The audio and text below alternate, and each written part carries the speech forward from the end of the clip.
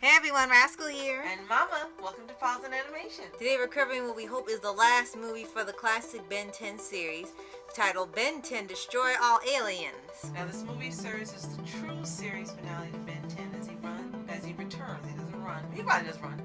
He returns home after summer vacation ends. However, the Omnitrix starts to glitch, releasing an evil wave big upon the city. And if that weren't enough, a mysterious alien is set on destroying Ben as well.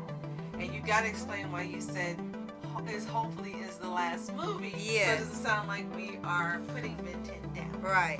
And before you start, be sure to like, comment, and click notification updates on future podcasts and Roll the Pause videos. Absolutely.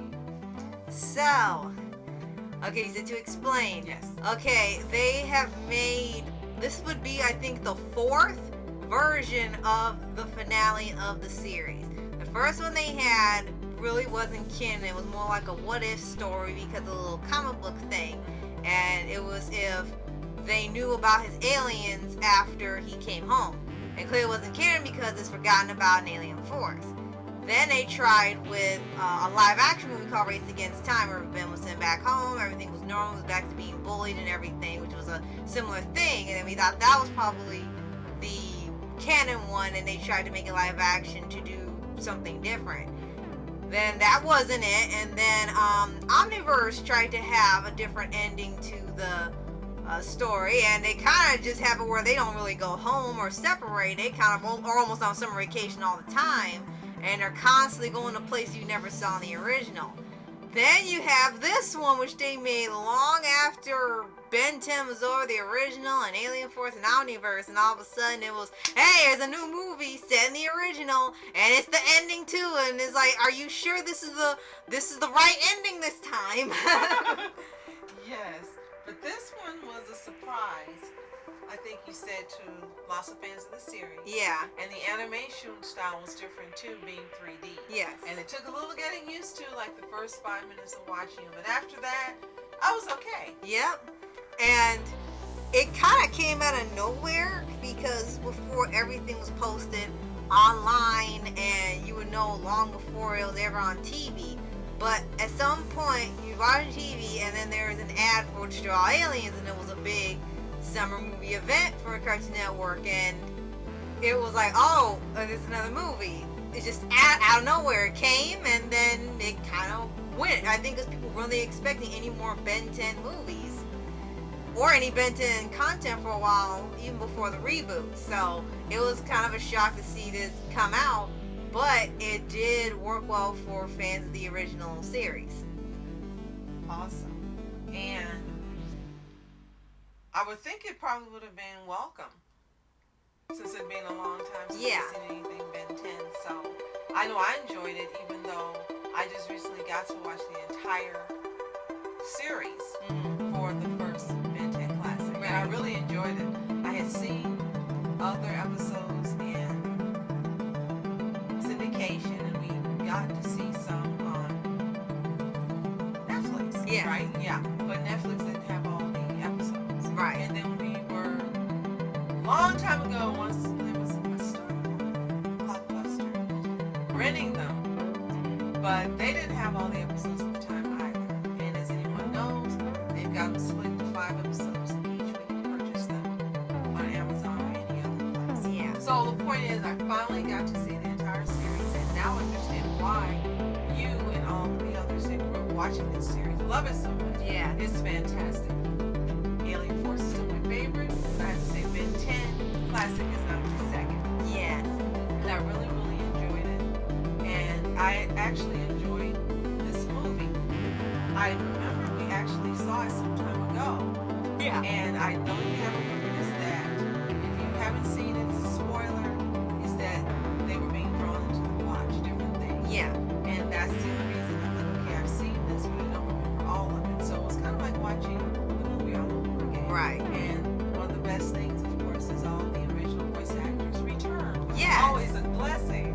Yes, that was probably the biggest thing about it. They didn't get a bunch of replacements. It was all the same people from the original show. And as you said, it's with 3D animation because, you know, these people don't do the same type of animation twice in a row. Even if it's ongoing, they just seem to constantly update animation as it goes on. So for here, they thought it'd be something pretty big if they did in a 3D format. And by doing lots of close-ups, big camera shots, panning shots, tracking shots, they tried to make it look more cinematic by having it be 3D. And sometimes it worked, and sometimes it didn't. The only times it really didn't work is if you know that they really didn't want to animate a bunch of people because that would cost more money than they're willing to put out for a TV movie. So there were times when they'd be in Bellwood, and originally Bellwood was like a smaller city or small town, and here and then in Alien Force they try to make it into a bigger city that happens to be just like quiet at night for whatever reason. So when they would have the fights in the city, there would be no one out there on the streets, and they would be on there in the beginning. The police car were walking down the road, a bunch of people there. But suddenly, when it was time for the alien fight, nobody was there, and the giant wave bait came in, and nobody was there. Just like they all evacuated before the fight started. That was really weird. We were watching like, where's everybody? And it reminded me of watching Monster House. No one came out. No one heard anything. Everything was being destroyed. Yeah. But hey, it was okay. Yeah, it was like We'll be back to normal in the morning somehow. Right? It's like, where all this come from? So, Grandpa was involved, which is good. I always like when he's in these movies. He should always be a part of the movies. And I did like that we got to see some of the aliens have a little more screen time than normally don't, whether they were coming out of this watch or they were actual aliens. Right. Appearing. Right. And he got a turn to pretty much, I think, almost all of them this time. Usually they do the movies, or specifically the live action ones, they try and limit it to 3 aliens in a live action movie because it costs more money to have the animation inside the live action, so they try to narrow it down to 3 aliens that be important to the story, and then the rest of it takes place in live action, and he's just human for an unusually long amount of time. So over here, they tried to have constant changes. The alien hunter constantly after him, the giant wave bait. They're really trying to make it very cinematic and doing angles and fights that weren't done in the 2D one.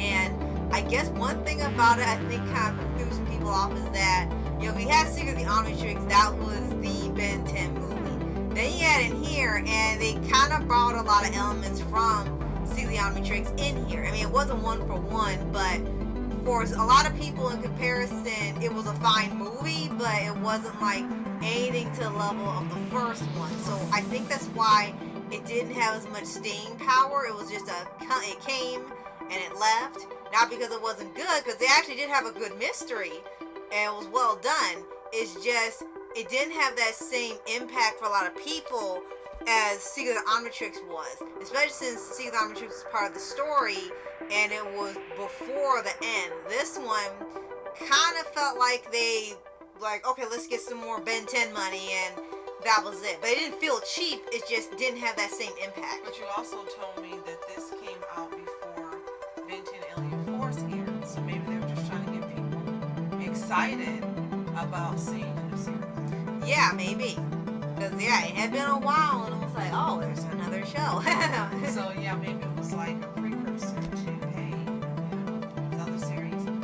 Announcement was made after that movie.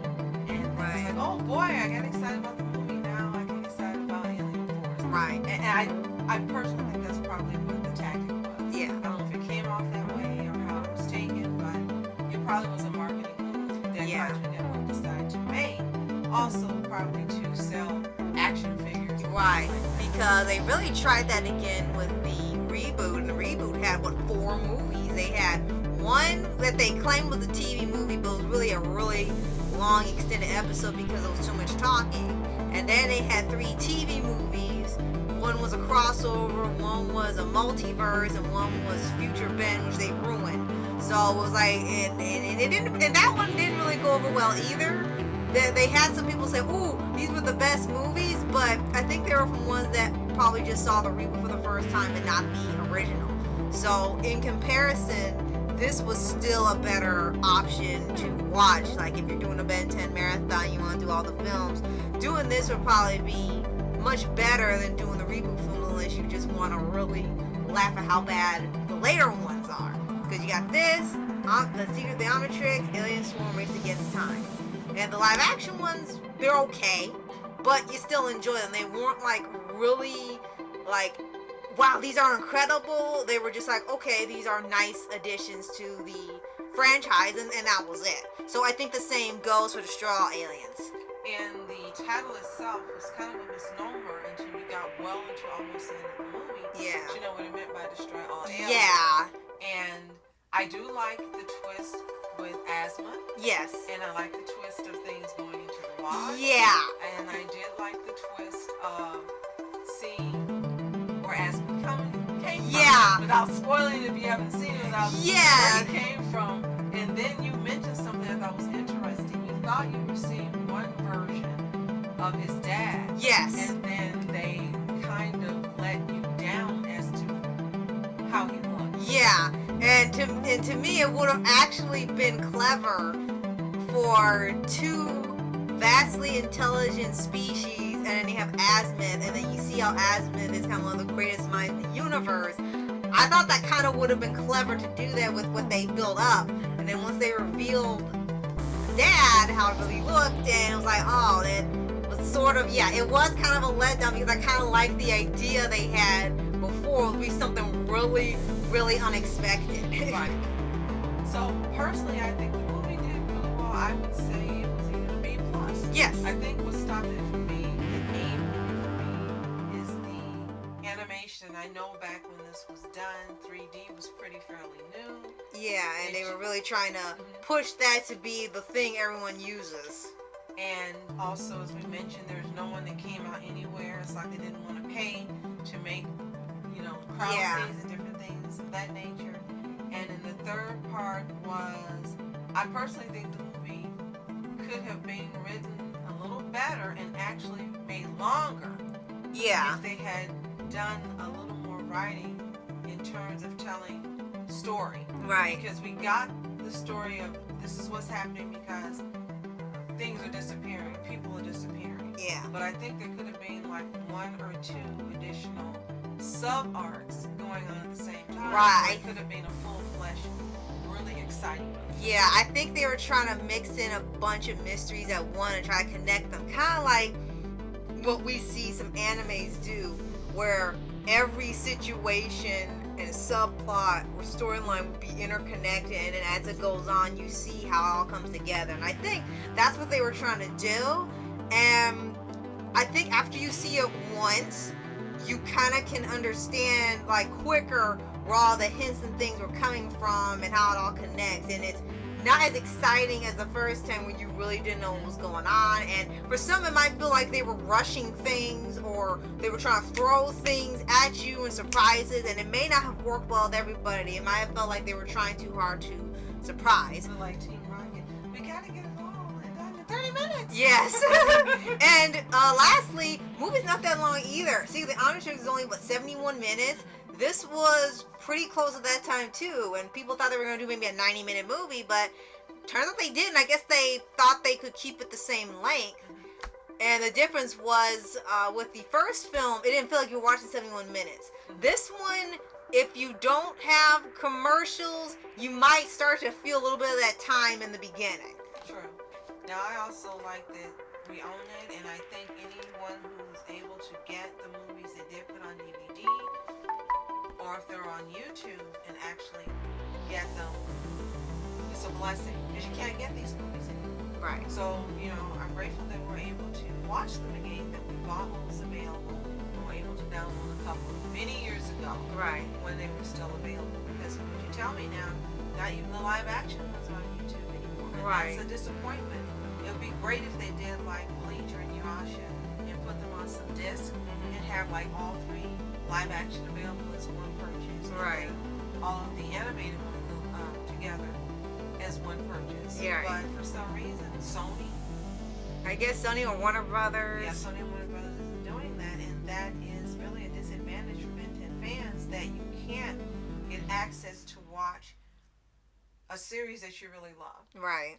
But for this movie, I think definitely if you have seen it, let us know what you think in the comments below. Did you love it or hate it? Did you see it when it originally came out? Or did you see it later on YouTube or download it? And if you haven't seen it, well, again, as we said, these things aren't available anymore to watch or purchase. And Right. it's really a disadvantage. I hope that at some point in the near future, when the new series comes out, because we know there's another one in the works, that they start releasing some of this older content to be purchased on DVD. Not just for streaming through Amazon or something, but to own yourself that library. Right. So, if you haven't already, subscribe for updates and weekly videos on your favorite anime series, anime shows, and all things animation. Absolutely. And thank you so much for joining us for another Vinted coverage. As you know, we are rewatching the entire franchise content. So stick with us and keep a lookout for our podcast on Vinted. And to be sure again to click the notification bell so you miss out on any of our podcasts on one of our favorite franchises in the entire world. Yes. When Western animation was dominating. Yes. So, thank you so much for watching Rascal Entertainment. And then Mom Entertainment. Have a fantastic day. Peace.